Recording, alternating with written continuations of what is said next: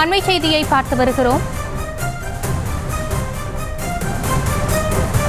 விக்கிரவாண்டி இடைத்தேர்தலை புறக்கணிப்பதாக அதிமுக அறிவித்திருக்கிறது. அது குறித்தான அண்மை செய்தியை பார்த்து வருகிறோம். விக்கிரவாண்டி இடைத்தேர்தலை புறக்கணிப்பதாக அதிமுக அறிவித்திருக்கிறது. அது குறித்தான அண்மை செய்தியை பார்த்து வருகிறோம். இபிஎஸ் தலைமையில் நடைபெற்ற ஆலோசனை கூட்டத்தில் அதிமுக இந்த தீர்மானத்தை அறிவித்திருக்கிறது. அது குறித்தான அண்மை செய்தியை பார்த்து வருகிறோம். விக்கிரவாண்டி இடைத்தேர்தல் குறித்து ஆலோசனையில் ஈடுபட்ட அதிமுக பொதுச் செயலாளர் எடப்பாடி பழனிசாமி தற்பொழுது விக்கிரவாண்டி இடைத்தேர்தலை புறக்கணிப்பதாக அதிமுக தரப்பில் தெரிவிக்கப்பட்டிருக்கிறது. அது குறித்தான அண்மை செய்தியை பார்த்து வருகிறோம்.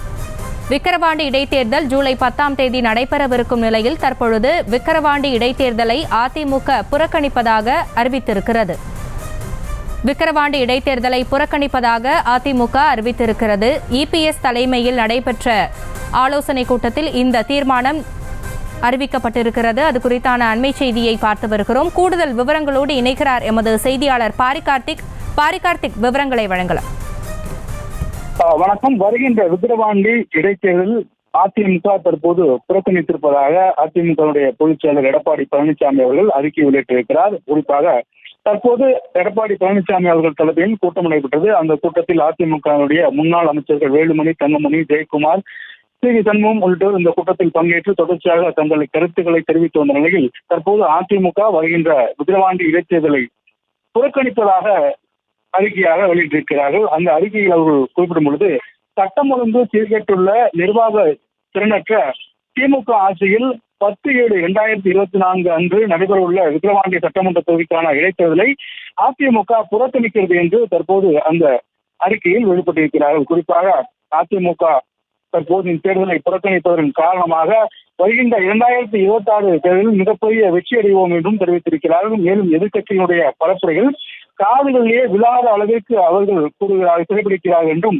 மக்களை அடைத்து வைத்தால் மக்கள் அடைக்கப்படுகின்ற இடத்திற்கே சென்று மக்களை சந்திப்பேன் என நான் எச்சரித்த பிறகும் பேருந்துகளில் மக்களை அடைத்து சுற்றுலா அழைத்து செல்லும் புதிய பார்முலாவை திமுக அறிமுகப்படுத்தியிருக்கிறது என்றும், மேலும் அள்ளி இறைக்கப்பட்ட பணம், மது, கொலுசு, குக்கர், தங்கக்காசு உள்ளிட்ட பரிசு பொருட்கள் என இவை அனைத்தையும் தாண்டி திமுகவின் மிரட்டல் அப்பாவி மக்களை பெருமளவு அச்சுறுத்துகிறது என்றும், திமுகவின் மக்கள் அடைப்பு முகாம்களில் ஈரோடு கிழக்கு தொகுதி முழுவதும் பரவலாக முளைத்திருந்தன என்றும், அந்த இடத்திற்கு வர மறுத்த அப்பாவி மக்கள் திமுகவினால் மிரட்டப்பட்டார்கள் என்றும் பல்வேறு குற்றச்சாட்டுகளை அடுக்கியிருக்கும் அந்த அறிக்கையில் விடியா திமுக அரசினுடைய அமைச்சர்களும் திமுக அமைச்சர்களுமான என பல்வேறு குற்றச்சாட்டுகளை அதிமுகவுடைய பொதுச் செயலர் எடப்பாடி பழனிசாமி அவர்கள் கூறியிருக்கிறார்.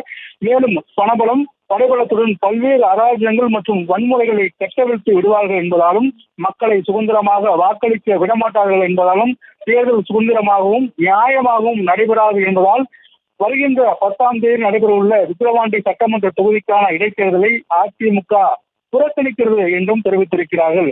மேலும் வருகின்ற 2026 சட்டமன்ற பொதுத் தேர்தலில் அதிமுக சார்பில் நல்லாட்சியோடும் தமிழக மக்களின் பேராதரவோடும் மக்கள் ஒன்றே குறிக்கோளாக கொண்டு செயல்பட்டு வரும் அதிமுக மக்களாட்சி மீண்டும் மலர்வது உறுதி என்றும் இந்த நேரத்தில் தெரிவித்துக் கொள்கிறேன் என்றும் அதிமுகவுடைய பொதுச் செயலர் எடப்பாடி பழனிசாமி அவர்கள் தெரிவித்திருக்கிறார். குறிப்பாக இன்றைய தினம் அதிமுக சார்பில் வேட்பாளர்களை அறிவிப்பார்கள் என்று எதிர்பார்க்கப்பட்டது.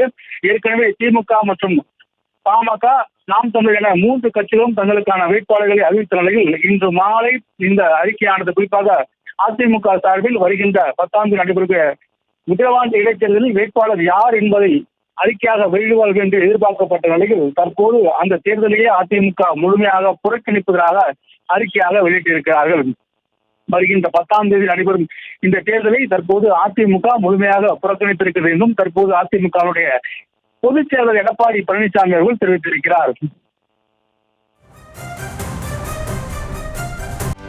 செய்திகளை உடனுக்குடனும் துல்லியமாகவும் தெரிந்து கொள்ள சப்ஸ்கிரைப் பண்ணுங்க.